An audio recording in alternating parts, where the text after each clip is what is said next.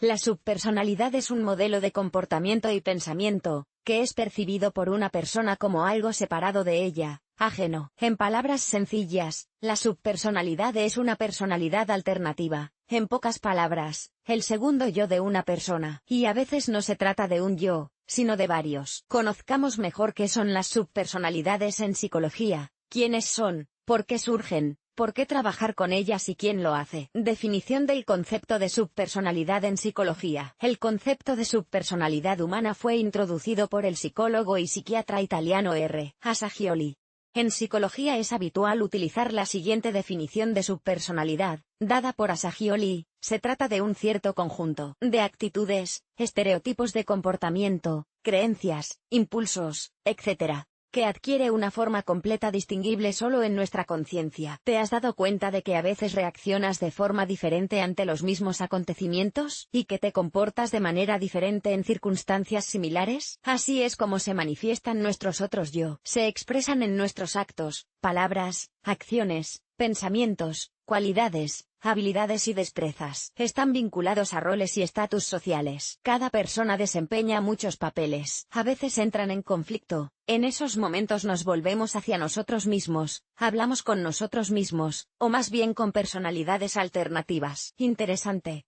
El término subpersonalidad en psicología es una metáfora psicológica que los psicólogos utilizan para simplificar, reducir la descripción de un determinado conjunto de hábitos, creencias, cualidades de la personalidad. Además de los cambios internos, al cambiar de subpersonalidad también se aprecian cambios externos. La postura, el tono de voz, la velocidad del habla, las expresiones faciales y los gestos de una persona pueden cambiar. Las subpersonalidades no son una patología, sino una norma. El mundo interior de una persona está formado por muchos yos. Ayudan a satisfacer necesidades y deseos, protegen al yo principal. Hay una pregunta lógica: si esto es normal e incluso bueno, ¿por qué la psicología presta tanta atención a este fenómeno? ¿Por qué es tan importante trabajar las subpersonalidades? Entendámoslo todo en orden. ¿Por qué trabajar con ellas? Las personalidades alternas pueden vivir pacíficamente, o pueden perjudicarse mutuamente y entrar en conflicto. Es necesario trabajar en esto para que una persona controle sus subpersonalidades, no que ellas le controlen a él. También es importante asegurarse de que todos los yoes alternativos coexisten en armonía. Si un determinado yo es perjudicial para la persona y su entorno, hay que deshacerse de esa subpersonalidad. Recuerda,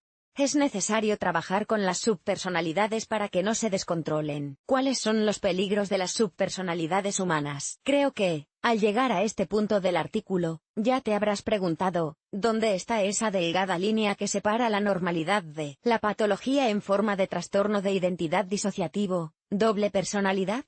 Sí, este es el peligro de los yos alternativos. Pueden engullir el verdadero yo de una persona. Y el trastorno mental es una variante extrema de las complicaciones. Hay otro peligro: una persona no pierde el contacto con la realidad, pero hay tantas personalidades alternativas que llevan al individuo cada vez más lejos de sí mismo, le desvían de su verdadero camino y le impiden encontrar su propósito. En pocas palabras, una persona vive según el guión de otra y no puede realizarse plenamente. Por eso es tan importante llevar esto a un nivel de conciencia y control sobre el proceso, para poder cambiar de una personalidad a otra, entender por qué necesitas cada una, cuándo son útiles, etc. Recuerda, hay subpersonalidades útiles y negativas. Las primeras ayudan a la persona en su desarrollo, las segundas obstaculizan el desarrollo de la personalidad. ¿Cómo surgen las subpersonalidades humanas? Todos los yoes alternativos están desconcertados por lo mismo: la protección del niño interior. En realidad, así es como surgen. Protegen al niño del impacto negativo del entorno externo, le ayudan a desarrollarse y a conseguir objetivos. El psicólogo S.H.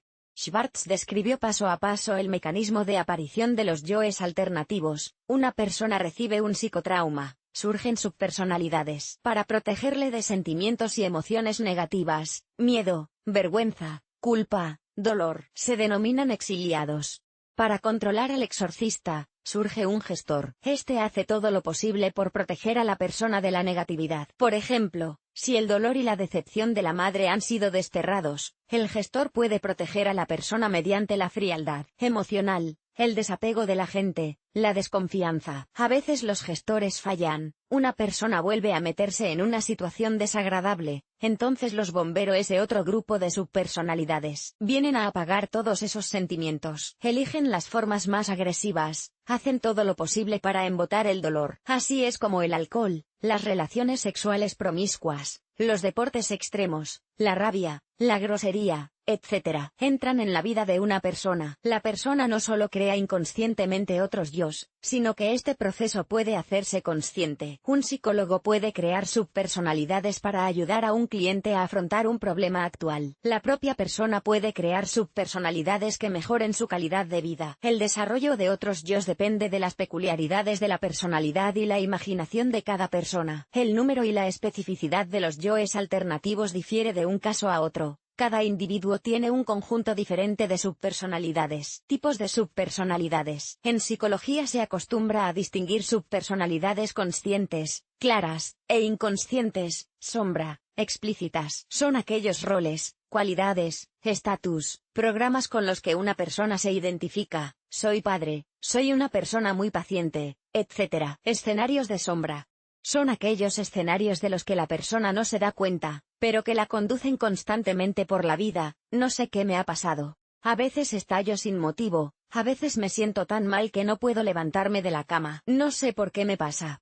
La unión de las subpersonalidades explícita y sombra suele denominarse personalidad catedral. Por regla general, una persona asocia esta imagen con su nombre. Además, es posible distinguir subpersonalidades principales, entre ellas una dominante, y auxiliares. Las que pertenecen a las principales son explícitas, se incluyen más a menudo que otras. Las auxiliares se manifiestan según los casos, tienen más a menudo un carácter inconsciente, y aún más raramente hay subpersonalidades accidentales. Pueden arraigar y convertirse en principales o auxiliares. ¿Cómo se manifiestan las subpersonalidades en la vida? En la vida, lo más frecuente es encontrarse con esta lista de subpersonalidades de una persona, en lo específico del comportamiento, y en las cualidades principales. Lobo, se manifiesta en la ira y la agresividad. Zorro, se manifiesta en la astucia, la adulación, etc. Liebre, se manifiesta por la cobardía, numerosos miedos en todas las esferas de la vida, y a veces una persona se da cuenta de que ya es hora de cambiar algo, pero no se atreve a hacerlo. A caballo, notablemente a través de la codicia en todos los ámbitos de la vida, a veces toma formas patológicas, por ejemplo, se convierte en un ansia de acaparamiento. Carnero, se expresa en estupidez, incapacidad para escuchar a los demás y percibir argumentos racionales. Terquedad, alcohólico, se expresa en la embriaguez y un estilo de vida de borrachera. Glotón, se manifiesta por comer sistemáticamente en exceso, incapacidad para controlar sus actos, sensación constante de hambre. Fumador, se manifiesta por una necesidad compulsiva de fumar, inventando razones para no dejarlo. El trabajo me pone nervioso, así quiero comer menos, si lo dejo, engordaré. En psicología no existe una única clasificación de las subpersonalidades por su nombre, hay miles de ellas. Por ejemplo, además de las que ya hemos nombrado, existen las siguientes: egoísta, paciente, hombrecillo, fantasioso, bonachón, descarado, más santo que tú, perdedor, mojigato, muchos otros. La propia persona pone nombre a sus subpersonalidades, a veces su entorno le ayuda en ello. Es importante signo de exclamación abierta. En cada persona viven al menos 3 subpersonalidades: adulto, niño, padre. Ejercicios para trabajar con las subpersonalidades. En psicología hay muchas técnicas que son adecuadas para aplicar de forma independiente, ayudan a comprender el yo interior, y a aprender a interactuar con ellas. Veamos algunos ejercicios para trabajar con subpersonalidades. Hablar con el crítico interior. Todas las personas tenemos esta subpersonalidad. Algunos la tenemos más fuerte, otros más débil, pero todos nos criticamos y reprendemos de vez en cuando. Es bueno, si no se convierte en autocrítica. Si el crítico te está agotando, es hora de reunirse y hablar con él o ella. Dibuja a tu crítico como una persona. Para que te resulte más fácil, responde a las siguientes preguntas: ¿cómo es? ¿Cómo y cuándo se muestra?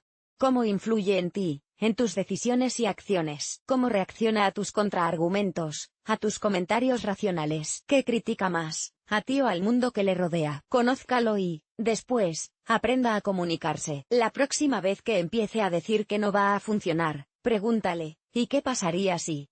Si el crítico te obliga a hacer algo o te disuade de hacerlo, pregúntale, ¿puedes asumir las consecuencias? Dile lo que te gustaría oír en un momento difícil. ¿Cuál de sus comentarios te ayudará en lugar de ahogarte en un abismo de autoabuso? Y lo más importante, piensa si su crítica es apropiada. ¿Con qué voz habla? Muy a menudo el crítico habla en la voz de los padres, y cuando se analiza resulta que la mayoría de los comentarios son irracionales. Cuanto mejor entiendas a tu crítico, mejor podrás controlarlo. Círculo de subpersonalidades. Esta técnica permite diagnosticar las subpersonalidades positivas. Escribe todos tus deseos intangibles. Escribe todo lo que se te ocurra. Necesitas tener al menos 20 elementos. Relee la lista y concéntrate en cómo te sientes con cada cosa. Puede que en alguno de ellos oigas una voz amenazadora y sentenciosa. ¿Qué pensará la gente? O una entusiasta. ¿Cómo no vas a querer esto? Todo el mundo lo quiere. Elige 5 o 6 deseos que sean más relevantes para ti que los demás. En un papel, dibuja un círculo de 20 centímetros de diámetro, con otro círculo dentro. El centro es tu verdadero yo. Coloca los 5 o 6 deseos seleccionados en el círculo pequeño. Distribuye el resto por detrás del primer círculo y hasta el segundo. Cada uno de tus deseos es una subpersonalidad. Dibújalos con lápices de colores, una imagen para cada deseo, y ponles nombre. Cada nombre debe ser claro y significativo para ti, tener un sentido. Piensa en qué otros lugares, además de los deseos, se expresan estas subpersonalidades, cuándo y cómo sucede. Ahora ya conoces tus subpersonalidades positivas básicas. Rastrea cuándo se expresan. Contribuye a su desarrollo. Diario personal. Mucha gente piensa que llevar un diario personal es cosa de niñas de 12 años, pero en realidad es un excelente método psicoterapéutico al alcance de todos. Los diarios pueden ser diferentes. Por ejemplo, puedes llevar un diario de emociones y acciones. Anota los acontecimientos vívidos, especialmente aquellos en los que dice no entiendo por qué todo es así. Analiza las entradas. Muy pronto comprenderás que gran parte de tu comportamiento, tus estados y reacciones no son accidentales, sino naturales. Podrás identificar varias pautas de comportamiento. Sí, pueden ser directamente opuestos entre sí, pero todos son tú, o mejor dicho, son tus subpersonalidades. El siguiente paso es identificar los patrones destructivos, subpersonalidades, y trabajar sobre ellos. Conclusión. Es importante trabajar para identificar y aceptar las subpersonalidades y, si es necesario, transformarlas. La identificación y unificación de las partes separadas del yo es necesaria para el desarrollo armonioso de una persona, de su integridad. Existen 3 niveles en la estructura de la psique: observaciones, subpersonalidades, ego, equilibrio entre el primero y el segundo. Es importante hablar con tus subpersonalidades, llevarlas a un nivel consciente. De lo contrario, empezarán a controlarte, y esto puede acabar en conflictos, problemas en todas las esferas de la vida, con la sociedad y en tu interior. ¿Te ha sido útil el artículo? Valóralo 4.35. Número de valoraciones, 12.